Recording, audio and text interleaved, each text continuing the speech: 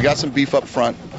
We just got to get better executing so that we can, run the football and we'll look a little bit different. We're going to be in the shotgun and try to get our quarterback some more rushing yards this year than we have in the past. But we still plan on coming out and trying to establish the run first. So. Mark Smith here, offensive lineman for the Cardinal Mooney Cougars. Your dad being a big success and a guy you looked up to. Obviously, he passed away when you were much younger. Played football, definitely successful in business. Is that a path that you also want to take as well? Yes, sir. I was planning on majoring in business in college. It would be helping my mom because she's the only mom, so it would help that a scholarship would pay for everything. So that's why I'm going to major in business when I go to college. Not only is it just business, you have an idea. Do you want to take the same business path that your dad did? Yes, sir. He was a franchisee for Domino's Incorporated, and that's what I plan to do.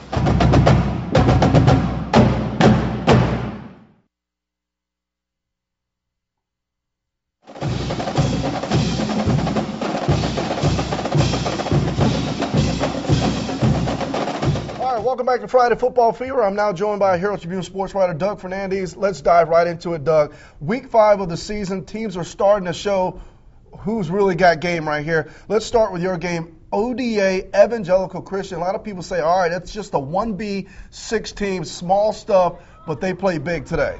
Evangelical Christian ranked second in the state in Class 1B. They've scored like 128 points their last 2 games. A lot of people picked ODA to go down very hard tonight. But A.J. Strong, who rushed for 257 yards, I was talking to him after the game, and Coach Brett Timmons. Apparently somebody on the 1B message board, all these classifications have message boards. Last couple of days they were putting stuff up there anonymously that A.J. was just a decent, mediocre running back. Brett Timmons relayed this information to A.J. A.J. said after the game, I stayed quiet all day at school. I was focusing on the game. Came out, rushed for 4 touchdowns, picked off 2 passes in the secondary. It was really a hard-hitting game. There were kids cramping up. There was one kid even up-chucking on the field. Oh, wow. It was very humid out there. This was clearly the biggest win in ODA history.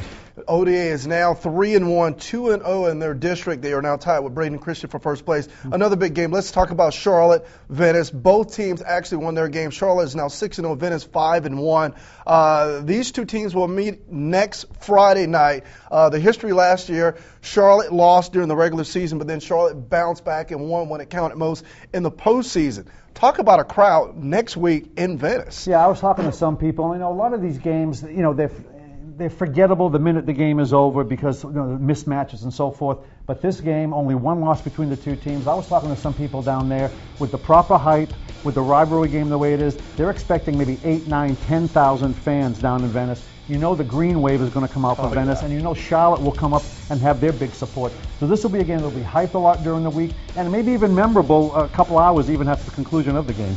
And another team too to throw in the mix here is Manatee. They are 5-0 right now. So the 5A District 10 is really going to be an interesting race to see how it all breaks down. And also Trey Burton leads the area right now in 15 rushing touchdowns.